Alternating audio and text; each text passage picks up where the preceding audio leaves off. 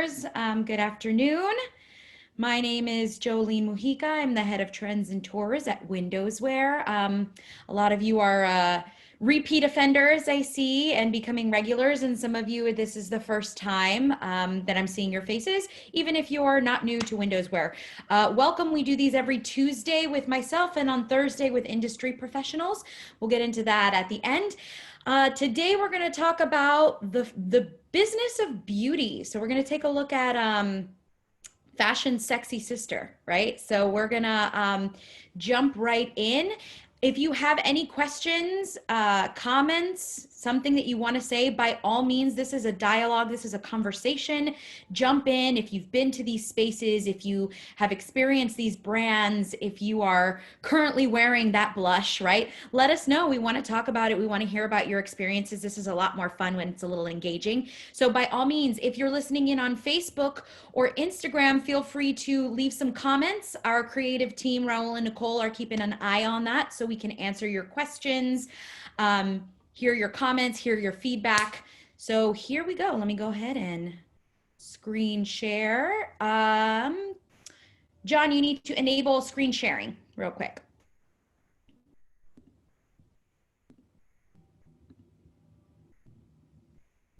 So while we wait for that to load up, just some housekeeping. So today we're going to be talking about the business of beauty, and on Thursday we are going to be featuring Josh Williams, who is a professor of fashion management at Parsons School of Design. So make sure that you stay tuned for that on Thursday at 3 p.m. And that will be featuring how to create a brand virtually, right? How to sort of engage in brand identity virtually.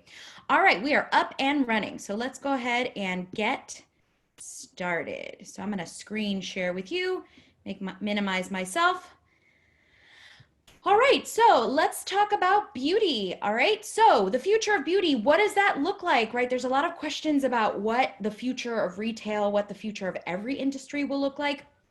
And there's a lot of commonalities between all of them. There's also a lot of, differences that are going to be very specific to that specific sector. But let's talk about beauty today. So the global beauty industry, right, has grown exponentially even within this year. This year alone has been pretty stellar, but from about 2015, there was this explosion, right? Partly because of YouTubers, this idea of a beauty blogger. It's very common now, right? Beauty influencers, right? Tutorials. Put in, beauty tutorial into YouTube and you will get millions of hits, right? This is an industry that is booming and it's worth over $500 billion. It's also growing faster than it ever has before, and with an estimated market value of almost $800 billion by 2023, right? So it's on track to be a very, very big deal. And contrary to what's happening right now with retail clothing, or with clothing in the retail sector, right? Beauty is actually doing quite well in the COVID era, right? People who are sheltering in place and they're not necessarily, running out online to buy clothing if they're not going out, right? But what they are buying are hygienic products, right? Face washes, exfoliators, serums, at-home grooming kits. We're seeing this really big uptick in that. And the thing is too, beauty is also replenishable, right? As opposed to walking into a store and buying an outfit that I'll keep for years on end, right? Once my mascara runs out, I'm replacing that 2-3 times a year, right? So it's not something that you use for, once a season. You constantly need to replace it. So in that way, it's a very active sector too. So we're going to start with department stores, right? So the images that you see in front of us are from the Saks renovation that were done. And nowhere is a department store's battle for survival more critical than in the beauty department, truly. And beauty counters have always been this sort of central hub for department stores, right? There's a reason that they're generally on the first floor. And there is this undeniable, charming familiarity about a beauty counter experience in its, original, in its original incarnation, right? If you're thinking of, Elizabeth Arden and Helena Rubinstein and Estee Lauder and these sort of pioneers of the beauty industry, right? There's something about, giving a beauty lover the opportunity to connect with their favorite brand on a personal level, complete with like the guidance and expertise of professional brand advisors, right? That's very powerful and has been very, very profitable for department stores. Some department stores even build entire annual events around this, right? If you're familiar with the Macy's Flower Show, that originated as a marketing event to sell cosmetics, and it's still their busiest time of the year for cosmetics, with the exception of the holiday season, right?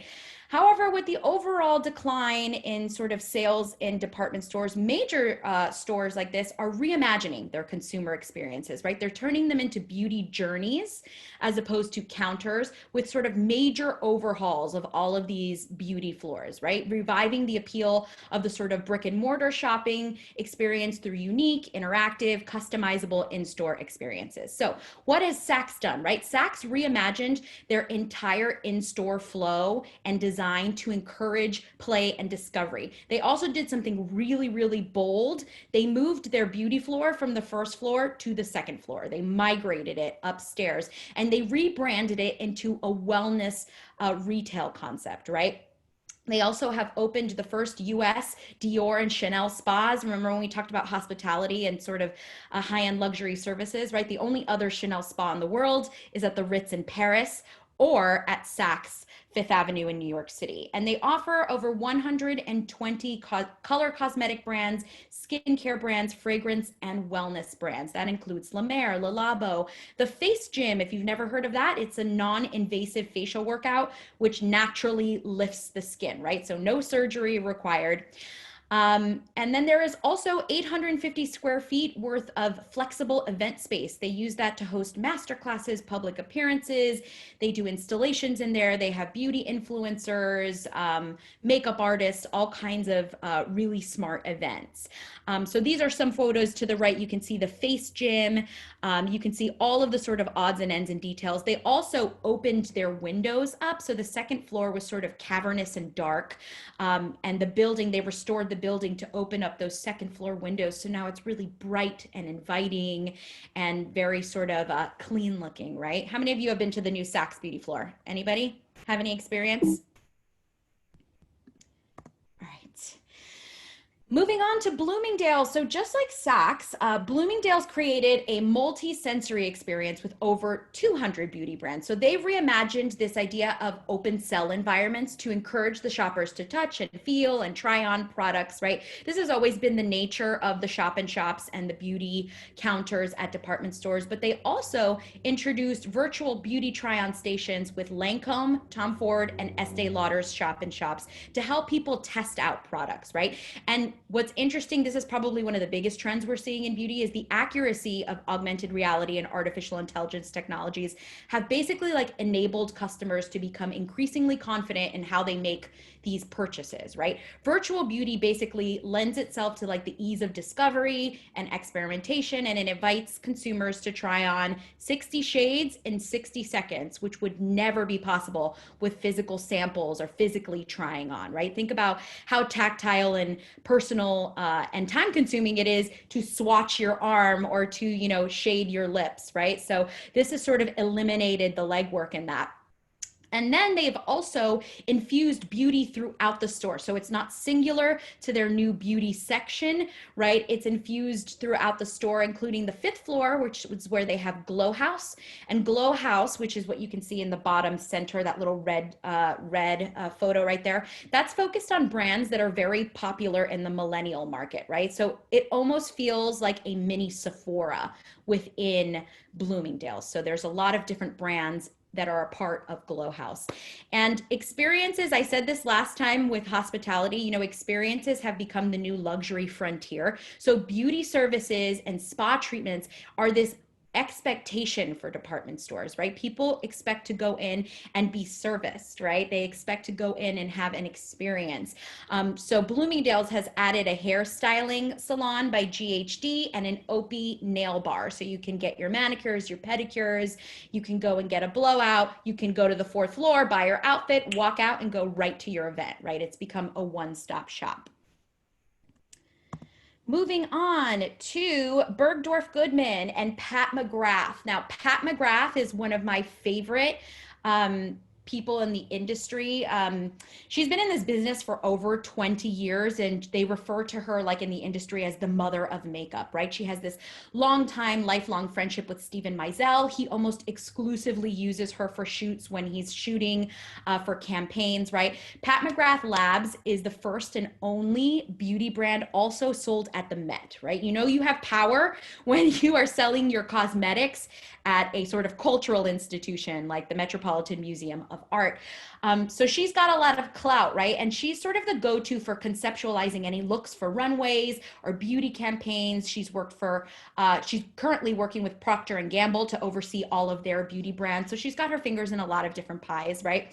And Bergdorf launched their first ever beauty shop and shop with Pat McGrath Labs, right? This is not something that Bergdorf generally does with their beauty brands or ever has before. And this was a really smart way for Bergdorf to rethink their beauty strategy and add limited edition exclusive cosmetics to their portfolio, right? People want exclusive content, one of a kind. You can only get it here for this limited time, right? So it was a really smart move for them to sort of partner up with her, given her sort of clout in the industry.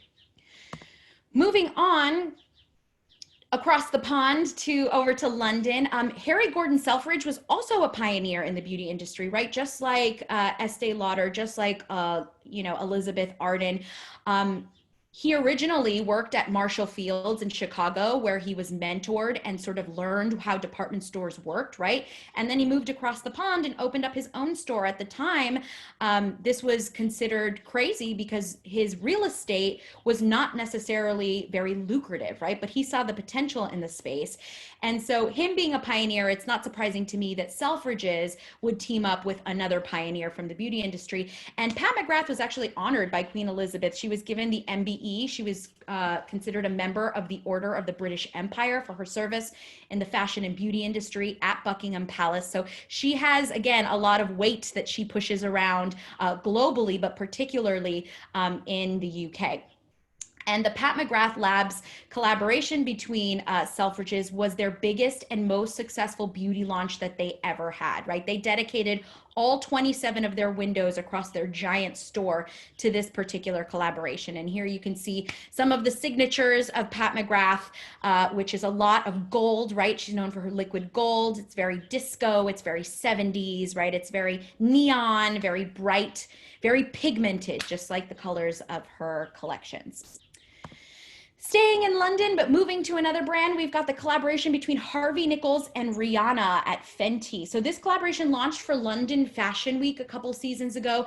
And Rihanna and Fenty Beauty, you can't say Fenty Beauty without like understanding that she's probably the biggest disruptor to this industry easily in decades, right?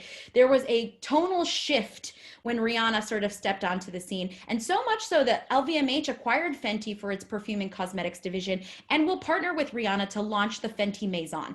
And this is huge for three reasons, right? This is LVMH's first original woman created brand. This is the first time a woman of color has led an LVMH Maison. And this is also the first time that LVMH has turned to a celebrity to create a brand rather than hired them to endorse one, right? So this is a testament to her celebrity, her ingenuity, that she was able to navigate the intersection between fame and fashion and beauty, right? Fenty is also synonymous with being inclusive in its products and in its campaign designs, right? Rihanna recognized very early the divide and filled the void, right? When Fenty launched their famous Pro Filter foundation, they launched 40 shades and the darkest shades sold out immediately. So what did that tell us? It signaled the need for the Black community and for people of color to feel represented in the beauty world, right? They had often been neglected. And Rihanna said, wait a minute, why are we blending shades? Why don't we just have all of those shades, right? And it set a new standard, right? A lot of companies have since now created 40, 50, even up to 60 different shades, right? So she certainly did this about face in the industry and everyone immediately took notice. It's also worth noting that Fenty Beauty is the most reviewed beauty brand on YouTube amongst beauty bloggers, influencers, swatchers, right? And unboxing videos. So there's a lot of power there. Who's a Fenty fan? Anybody? I'm wearing their foundation right now. It's amazing. All right, moving. We're huge Rihanna fans at WindowsWear, by the way. We love this concept and her influence in the fashion industry. Moving on, so let's talk about sort of singular beauty brands and other phenomenons, right? So we explored how department stores are sort of reviving themselves and putting their fingerprint in the beauty world. But let's talk about online and e-commerce beauty, right? Like digitally native brands. So last year, the online beauty category grew almost 30%, and largely in part was the Glossier effect, right? So Glossier, here they are with their distinct bubblegum pink. They're a digitally native brand built on the back of a beauty blog, right? So they were able to leverage into the gloss.com and their massive social media following to make products for their millennial followers, right? This is where this idea of millennial pink was born, right? Glossier immediately capitalized on that, right? They're kind of this Insta brand birthed by Instagram, right? And their social media content is the #1 driver for their growth, right? What's interesting is when they launched in 2014, they only had 4 products. They had a cleanser, they had a moisturizer, they had a lip balm, and I believe they had a misting spray. And now they are an over $1 billion empire. Obviously, they've expanded their portfolio to include many, many products, but it all started with something so very simple, right? So Glossier was founded in 2014, right? Kylie Cosmetics was also founded in 2014, right? So that was a really big year for beauty that has expanded into these billion-dollar empires. Both of those, by the way, have like this very bubblegummy pink packaging, right? Who did it first? I believe it was Glossier. All right, does this look familiar to anyone? What is this? Who can name it out? Shout it out. What kind of beauty is this? I'm gonna test you guys. Look at those products. Do they look familiar? Some of you may have used some of these products during this quarantine, right? This is all Korean beauty, right? So this is the sort of crazy rise of the Korean beauty industry in the United States and throughout Europe. So in the last 18 months, there has been a huge uptick in the West of availability of Korean or K-beauty products worldwide, right? Not just in Asia. And that's partly because of their innovation, right? South Korea's beauty industry is typically 10 to 12 years ahead of the rest of the world. And part of the huge appeal is their central focus on skincare rather than cosmetics, right? So the ethos of Korean culture is always to achieve clean, healthy skin through diet and a 7 to 12 step routine of skincare, focusing on hydration through natural ingredients, right?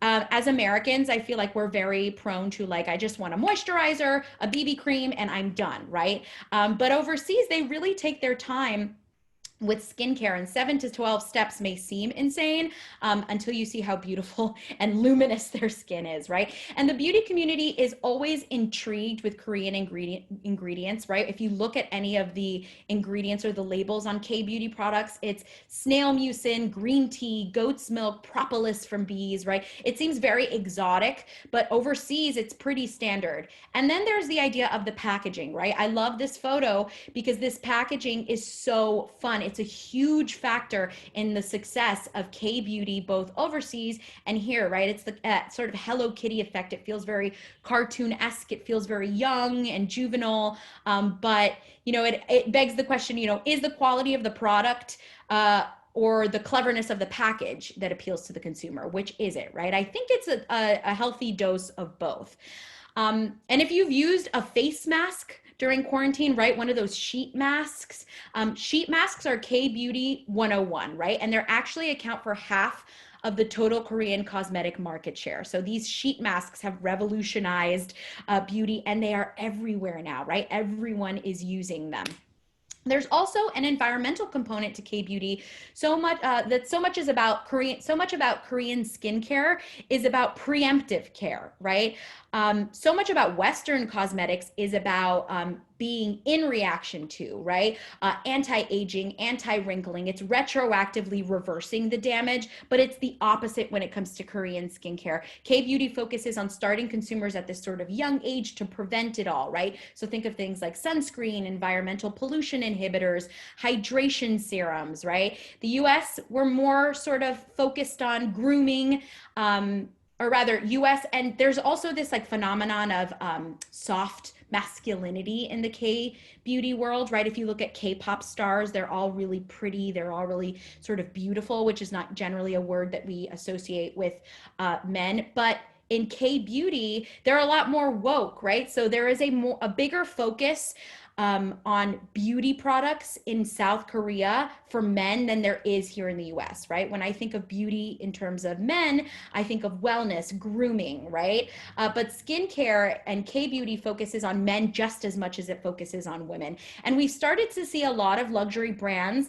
will market test products in South Korea first because of this, right? They use it as a litmus test to sort of dip their toe in the water of would men use this in other markets, right? Chanel recently did this. They launched one of their makeup collections called Boy de Chanel, and they chose to debut the products in South Korea rather than in France or the United States or anywhere else in Europe. So what would K-beauty look like, right? So contrary to what we just looked at, which was very bright and engaging, right? This is Gallery M. This is the first retail space by Korean K-beauty brand Misha. And Gallery M was designed to show a different beauty concept, almost like it's a work of art, right? It's very unconventional. The aesthetic to me feels like it's a tech brand, but it has really compelling display zones, and it's really sort of minimal and clean.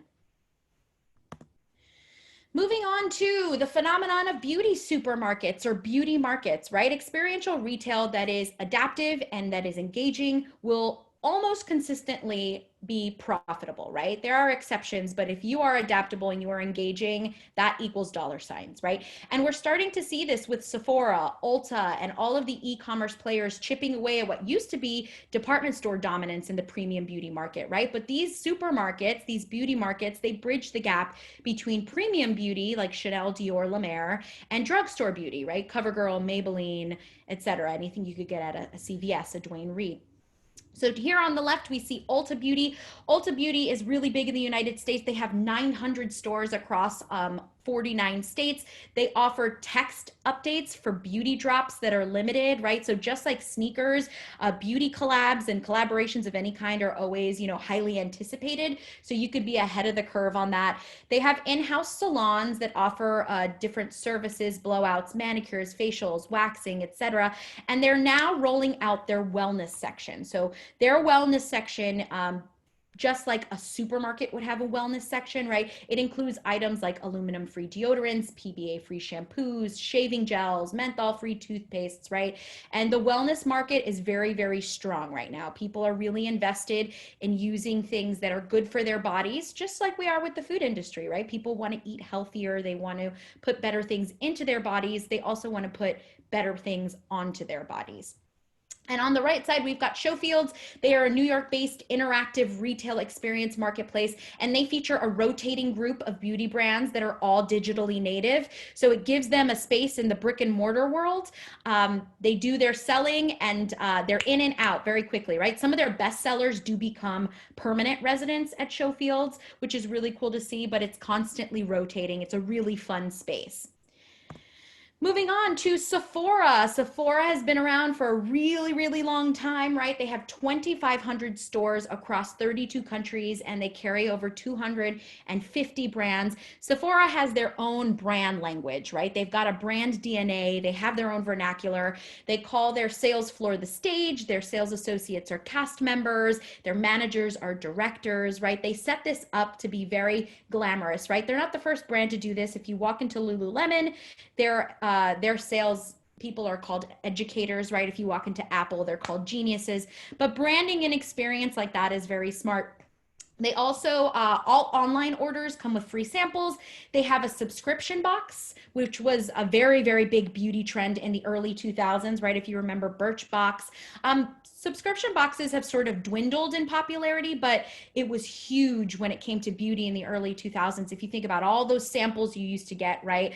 The idea of monetizing that, putting that in a giant box and shipping it off is brilliant, right? Everyone's like, why didn't I think of that? Sephora also offers something called the Sephora Flash program, which is their equivalent of Amazon Prime, right? Free 2-day shipping. And they have this really unique technology called Color IQ, which is a digital scanner that allows you to sign scientifically find the precise foundation for your skin tone and your skin type. They also have color IQ, they have fragrance IQ. That's really cool, right? Instead of having to swatch yourself, you actually get scanned digitally and it will tell you what's the best shade for your particular skin tone and type. And then they have something called the Sephora University. It is a cosmetology program based out of Paris, Shanghai, and San Francisco. So they've taken it a step further, right? Not only do they want to sell you things, they want to educate you if you're serious about this, right? What you see in front of you are there digital mirrors that now offer recommendations through artificial intelligence, right? So the digital mirror that young woman is pushing does a scan of your entire body, and it can tell season, it can tell gender, it can tell skin type, it can generally tell age, right? So it puts in all those factors into their AI, and it makes you these customized recommendations. Moving on to Hermes. So in February, Hermes launched their very first skincare and cosmetics line, right? This isn't in an effort to sort of create a 360-degree luxury brand, right? Hermes is already known, of course, for their like ubiquitous Birkin bag, their beautiful scarves, right? Their home goods. But now they're dipping their toe into the beauty market. So they've started with Rouge Hermes, which is 24 shades of lipstick, and they've chosen shades from their archives. They've got over 75,000 silk swatches, and they used those as inspiration for their colors, for their 24 different shades.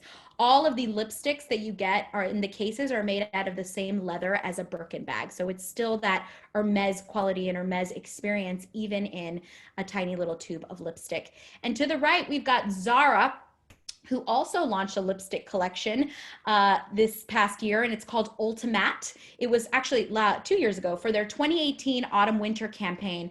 This campaign palette was also designed by Pat McGrath, so she basically designed the entire palette for the campaign, and then they took that and created shades. The lipstick tubes are inspired by 30mm film rolls, and it is exclusively sold on their website, right? So they're directing all their traffic to their site as opposed to in store. In store is already busy enough, right? It's already a sensory overload at a Zara to throw beauty in there. Moving on to Gucci. So this campaign was very polarizing, right? And this to me showed how far we have to go to dismantle this idea of traditional beauty standards, right? So Alessandro Michel brought in Thomas de Clouvrier, who was the resident global makeup artist for Gucci, to design this campaign, right? And it included models with imperfect skin, missing teeth, spider lashes. It featured Danny Miller. She was the face of the campaign. And what's so interesting is if you look at this campaign on Instagram or on any other social media platforms, people either loved it or they were like, they hated it 100%. There was no in between. But what is interesting is, 51% of consumers, they want to see images that are not photoshopped, that are not over edited. They want to see real people, right? This is why hashtag, Airy Real has done so well. We want to see people that look like us. And Gucci took a gamble, and I think it paid off, right? They've always been about pushing boundaries. They do not shy away from controversy. I mean, they've had runway presentations where they send, severed heads down the runway, right? So they're always on the cutting edge of sort of pushing the envelope. And actually, our digital teams did a really beautiful Instagram story on this campaign. So make sure you check out at WindowsWear on Instagram. On our stories, you can see this laid out in full, and you can see the actual campaign. Moving on to the Chanel Beauty Atelier. This, to me, I've been there several times. I've taken several groups there on tours. I call this a beauty speakeasy because it's like Chanel's hidden little secret, right? If you don't know, you would never know. You would walk right past it and never know that it was there. There's basically a teeny tiny little sign that hangs above it that says the Chanel Atelier. But other than that, it's 120.5 is the address, and you just walk into the door and walk upstairs and you're in this beauty oasis, right? It's a digital hand-free experience. You are given a personal locker when you walk in. You put all your belongings in there except your phone. All of the lockers are coded and branded, right? There's a locker that's obviously number 5. There's a locker that's number 19, right? All of the numbers in the lockers have some form of a significance or act as a house code of Chanel, right? Numerology was very big for her as a designer, so we see numbers a lot in that brand. And even before you enter the space, you create an online profile. So the associates meet you, they greet you, they offer you water, champagne, and you create a digital online profile on your phone, and that helps you keep track of all the items as you walk through. So you're not actually grabbing or holding anything, you're sampling, you're trying, you're experimenting. The front 2 pictures that you see with that beautiful sort of stark white, that is the color, the lip color bar. That beautiful sort of dreamy looking room, that's the perfumery, right? Where you can go. It's this dedicated temple, they call it, of fragrance. And it is a no spray zone. So what you do is you walk in and visitors sort of blindly sniff, experience all of the Chanel fragrances. And this is beautifully displayed under the white camellias, which are part of the Chanel house code. And you basically discover a new signature scent. And it's really clever because blind testing, blind scent testing means you don't have already this bias, right? You don't have this bias going in like, oh, I don't like Chanel number 5. That's not for me, right? You actually don't know what you're smelling until you give the associate, you know, the specific scent or number, and then they tell you, oh, that was this scent. Were you surprised? Do you want to purchase it, right? And then they have the Coco Lab, which offers influencer meet and greets and includes members of the We Love Coco community, right? The We Love Coco beauty is probably the biggest cult community of all of the beauty communities, right? Everybody sort of loves Chanel. And that's a space for sort of all those people to gather and sort of have meet and greets and meet and have all kinds of fun interactive elements and events. Nicole and I actually have been here, well, separately, but has anybody else been to the Atelier in Soho? No, maybe some of the social people on our socials.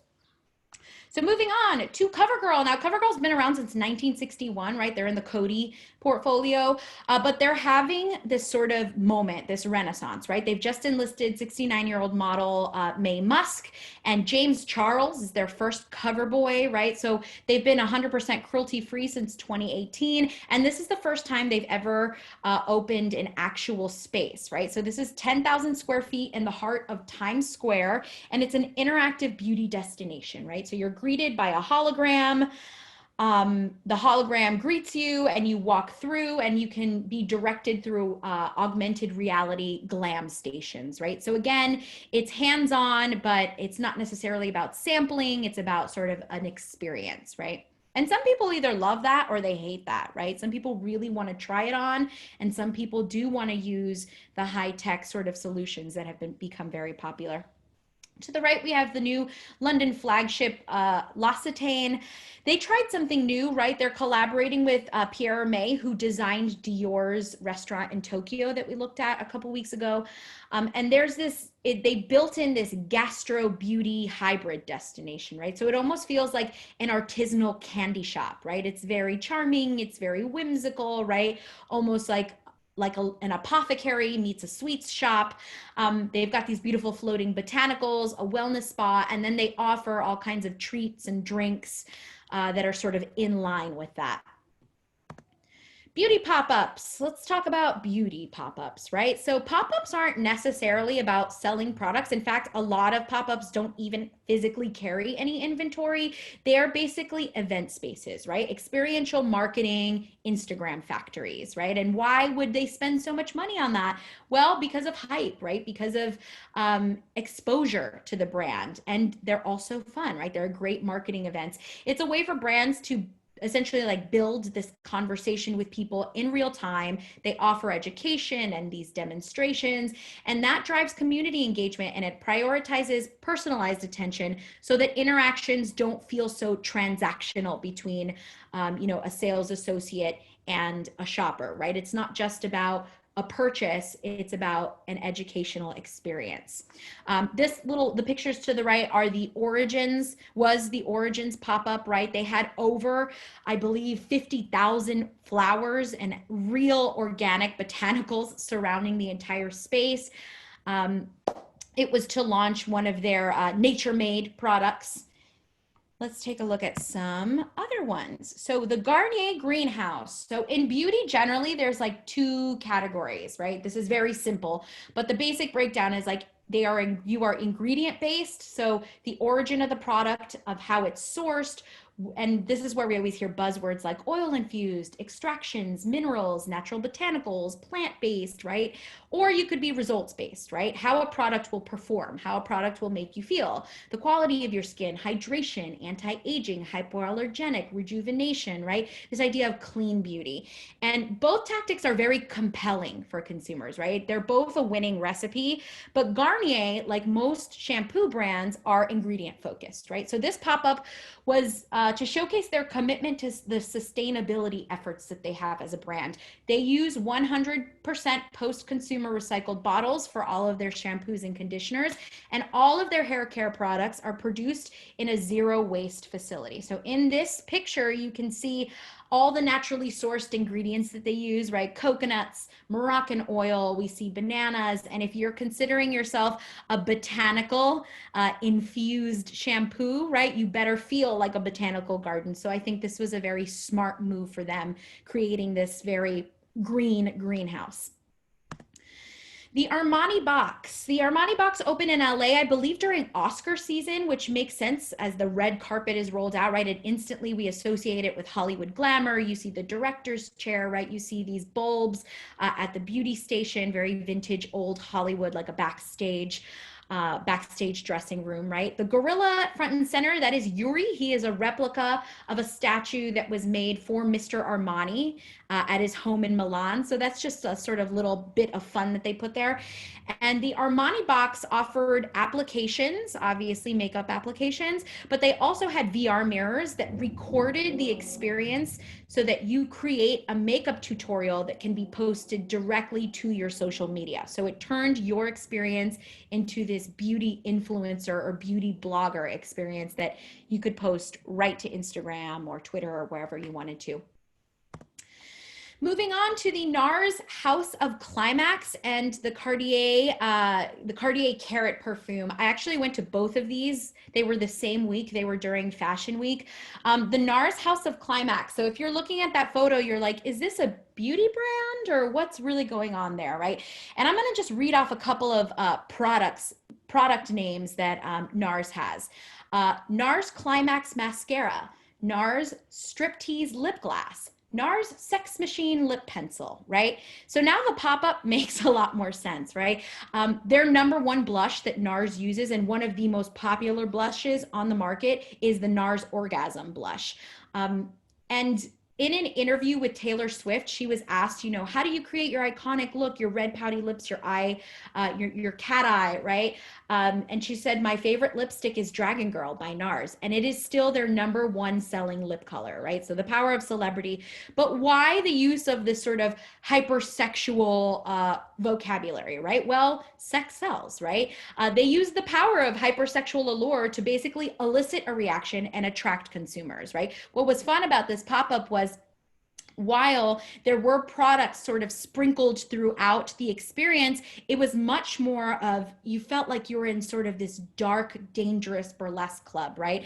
There were burlesque performances, right? There were rooms, peep shows where you could go in and push a little peephole and you could watch products spinning around. So instead of seeing what you would think you would see in a peephole, they were showcasing different variations of their product. And when you walked out, right, this magical little hand popped out and gave you this mascara. So it was very sexy, it was very sensual, it was very provocative, right? But it works for them. It's always worked for NARS, this sort of like, very sexy approach to marketing their things. And a lot of brands use provocative subversiveness to market, right? Tom Ford just launched a fragrance called Fucking Fabulous. Too Faced has their threesome eyeshadow lip palette, and Kylie Cosmetics has, the Hot and Bothered lip kit, right? So this is not something new or groundbreaking, But NARS has just sort of perfected that, right? In a very sort of sexy but classy way. Even their packaging is rubber, so it feels almost strangely fetishy. It's very successful for them. Then we jump on over to the Cartier Carrot Perfumery, right? This is the first ever pop-up that Cartier has done in the olfactory sensor, so for a perfume, right, in that sort of in that field. And in this, what you see directly in front of you is obviously the bottle of the perfume, and that sort of room that you see was a private architectural prism experience. So what they wanted to do was mimic light diffraction in the facets that are created by creating facets for diamonds, right? It's very high tech. They basically wanted you to feel like what it is to be a diamond and how a diamond is created, right? They basically built an optical field of reflections that made you feel like you were inside of a rainbow. It was very cool. It was very conceptual. It had, little to do with what I would imagine the fragrance was, but it was very smart because as a diamond and a jewelry house, what would a diamond smell like, right? So that's a very difficult thing to ask, and I think they answered it in a really smart way. Moving on to Clinique. Clinique, similar to Gallery M, this has a very clean aesthetic, right? Cold, light, reflective surfaces. When you entered, you had this virtual consultation that matched you with a personalized moisturizer. You were then given a sample. It was also made available for purchase with this customizable label and packaging, right? This offered a really seamless and intuitive experience for people to walk into. It was high tech, it was high touch, and we're seeing a lot more of that in the beauty industry. Moving on, an explosion of pink. I feel like pink is beauty's favorite color, right? We see so much pink. We saw it from Glossier, Kylie Cosmetics, Benefit. We'll see it at Charlotte Tilbury next. But this was a really fun activation because whenever a brand takes over a diner, I know that 100% they are marketing nostalgia, right? Like diners just have this built-in vintage feel to them. And this was Benefit rolling out their first pop-up that they ever did for their Roller Lash Mascara and their roller liner, right? What was really fun is if you notice all of the associates that are dressed in these kind of vintage uniforms, right? Like a soda pop, like a soda shop. They were acted as the waiters, and they would bring over a menu, and on the menu was all of the products that you could sample. Once they took your order on the menu, they would bring you those products. They would bring you a mirror so you could experience everything. And at the end, when you paid your bill, you basically decided whether or not you wanted to purchase products, which is a really fun way to take something like a dining experience and turn it into a beauty experience. Moving on to Charlotte Tilbury. Charlotte Tilbury, she's kind of like Pat McGrath, right? Like she's an industry standard. And Pillow Talk was her most successful collection. It has a huge cult following, just like the We Love Coco community, right? This collection is very soft, very feminine. It's finely milled. There's a lot of shimmer, a lot of sparkle, nothing groundbreaking, just good quality makeup, right? And this is, again, that infusion of millennial pink taking over everywhere. Moving on over to Chanel Le Rouge. My colleague Nicole and I actually went to this pop-up together. I'm currently wearing that shade right now.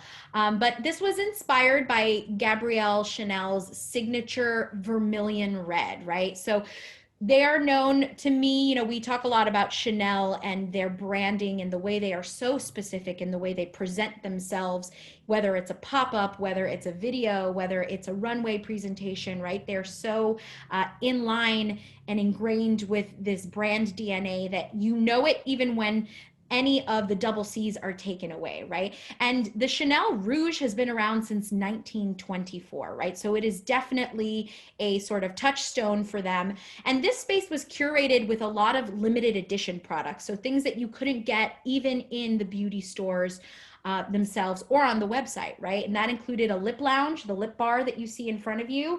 And there was also a fragrance bar. You see, obviously it's called Number 5 Fragrance Lounge.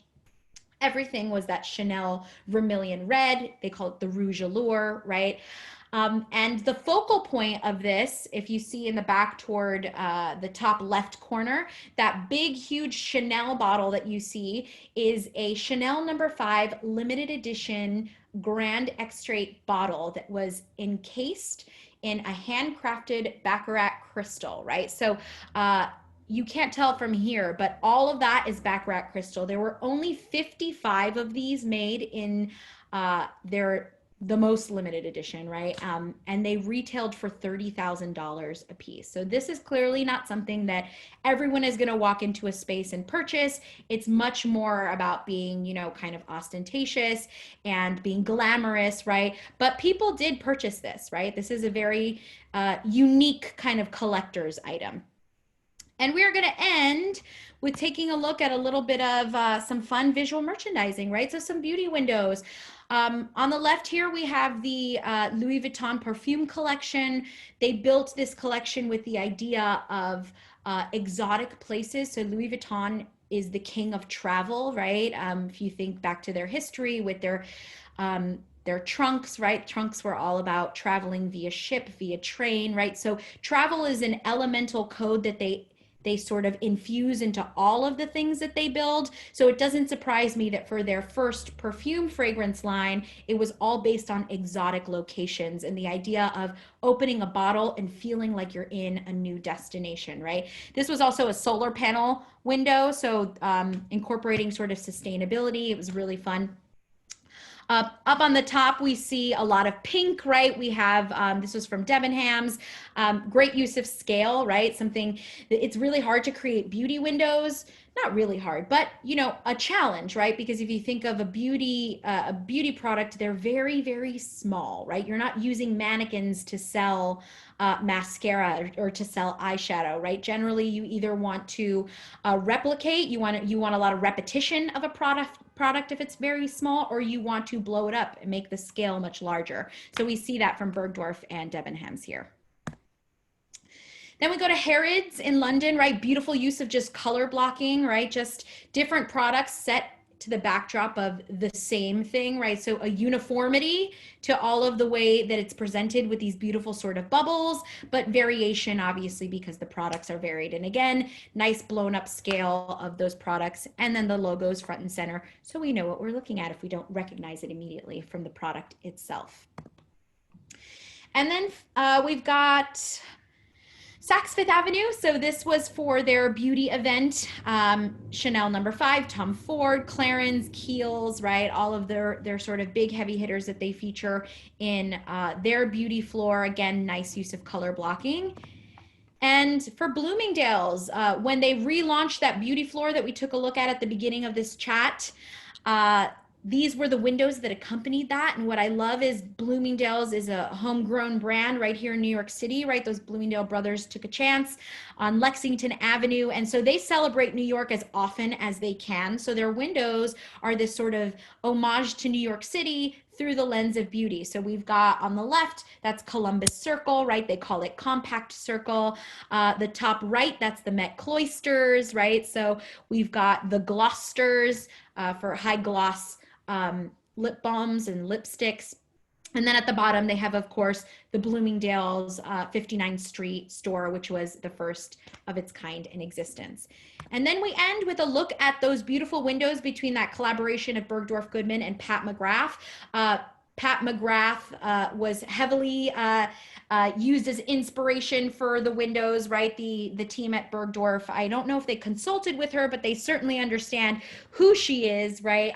There's a lot of references here that inspire her work in general. Ziggy Stardust, right? Anything David Bowie, anything androgyny, anything sort of out of the ordinary. 70s space travel, neon, LED lights. The first thing I think of when I think of Pat McGrath is always liquid gold. This idea of like Blitzkrieg Kids, right? Disco era nightclub, all of that is infused into these beautiful windows. And Bergdorf Goodman is very avant-garde with their windows. They're the only store, just like, Harrods in London, there's only one. And so they have a nice healthy imagination that they work with.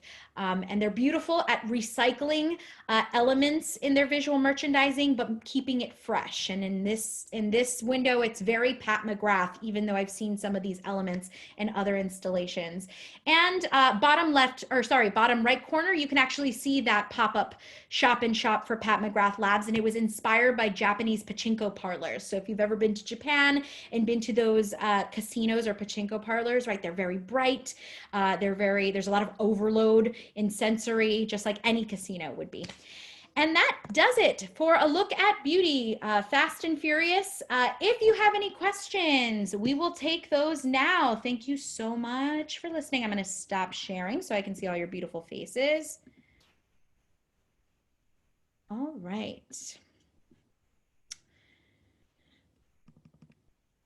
All right, Stacy, the escalator up to the beauty department at Saks is amazing. Absolutely, that is a great point. And they wanted that to be, if anybody has been to Saks since they renovated, right, that escalator gets more selfies than anything else, right? People love that escalator. It's got these beautiful neon lights, right? It's all holographic as well. So it's very young and fun and it's exciting, right? You're taking this ascent into their new beauty salons. Let's see what else we see. I keep all of the pink bubble zip bags and stickers that come with orders. Is that from Glossier? Is that what we were talking about there? Yeah, the Glossier packaging. I talk about this all the time when we're talking about the design of packaging. To me, nobody packages more uniquely than Glossier, right? And some people can, say, well, it's a lot of waste, it's a lot of plastic, are they considering, sustainability efforts? Yes, hopefully they're moving more toward that. But Glossier's packaging is probably one of the most fun things about that brand, right? All that bubble, that pink bubble wrap. They had it at Selfridges too. It's interesting how many luxury brands rely on beauty to make money. Yeah, absolutely, Raul. I agree. Fantastic. And Tim, visual merchandising professor from RMIT in Australia, all the way from Australia. So glad to have you on Instagram. Best presentation I have seen online in ages. Thank you so much, Tim. We are so glad to have you from all the way across the world. Does anybody have any questions? Or have I done that good a job that we're good? All right, while we are waiting, Eric, the excitement of the Saks escalator is also the angle that it is rather than being straight. And that's true, right? Yeah, there's a good point. Do you want to talk about that, Eric? I know you have so much to say about store design and you're so great about it, but if you'd like to add anything about that. Can you hear me? Yeah, absolutely. Yeah, you're 100% correct. First of all, what a wonderful presentation. I think if you can't get excited by your presentation, you just can't get excited about anything. So great job, Jolene, sure. And yeah, moving to the second floor, it was a big gamble, but how they created so much excitement, and by that escalator, which you mentioned, it compelled people to want to go up to the second floor. Every time you have a second floor, you have to give people a reason to want to engage and go up. And you're right, by that magnificent escalator, they certainly did just that. I do have another question, Jolene, if that's all right. 100%. Okay, again, it was just such a great presentation. You've detailed so many exciting new approaches to beauty, and all coming from different quarters. So my question is this: the beauty floor in any traditional department store has always been the hub of the store because of the great excitement and the cachet of beauty. Do you see any path for department stores to recapture that? Or will the Ultras and the Sephoras et al. Steal all that thunder? I think that's why they're pumping so much of their renovation into the beauty. For that exact reason, because they recognize, especially with millennials who always want instant gratification, that the Sephoras and the Ultas of the world, they're on every street corner, right? So as opposed to department stores, which take up a lot more real estate and are not going to be on every street corner, right? So I think, yeah, I think with all of these new renovations that are happening, they're starting to see another level of excitement from young consumers coming back into their spaces, right? And it is a welcoming back, because I remember when I was a kid, the only way I knew beauty existed was because I would go with my mom to the makeup counter at Bloomingdales, or I would go to, this was the culture of beauty, right? It existed only in this forum. So I think it's like a welcoming back of customers saying, hey, we're still here, and we've incorporated all the things that you love about all these other spaces into one full space. So yeah, I think that they are working toward that successfully.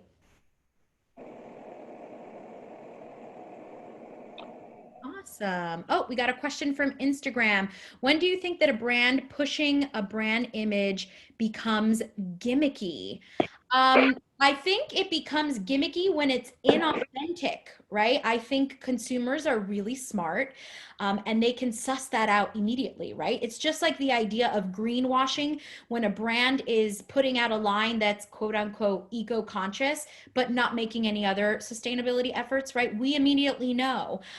So I think when something becomes gimmicky and is about brand image, that means that they don't have, the core of their business embedded into that product, or that they really don't lean into that. So that's when I would say that something gets you enter that dodgy area. But that's a great question. And consumers make up their own minds about that, right? When you feel like you're being sold to, or when you feel like you're having a real authentic experience, or you're taking away something other than a mascara, right? Maybe education about that brand or where it's sourced, or a new product that you discovered that you like. So, authenticity, I think, is the short answer to that. Great question. Thanks. And thank you from Brazil via Instagram. Sao Paulo. Hello from Australia and Brazil, all our global listeners. It's fantastic to have you guys. All right, so we are going to wrap this puppy up. Thank you so much for joining me. So this Thursday, if you are around, Thursday at 3 p.m. For our next WindowsWear live chat, we are going to have Joshua Williams. He is a professor of fashion management at Parsons School of Design, and he's going to be giving a fantastic presentation on branding virtually, right? So how to brand virtually. So if you are interested, please join us for that. And next Tuesday, we will be back right here at 3 p.m. I will be here, and we're going to take a look at going back to basics with primary colors. All right. So we're going to be exploring what primary colors are doing in the scape of this industry. Nicole, if anyone would like to review this report, thank you for reminding me. Also, if you would like to watch this back, if you were not able to attend, or if you want to share this with colleagues, with students, you can do that on windowswear.com on our trends channel. So all of these chats that we do every Tuesday and every Thursday are going to be up on windowswear.com on our trends channel. They are available there to use as an educational resource, or listen to them as a podcast, whatever is best.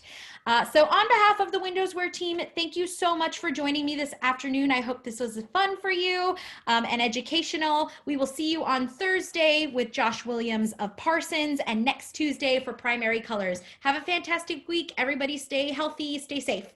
Have a good one.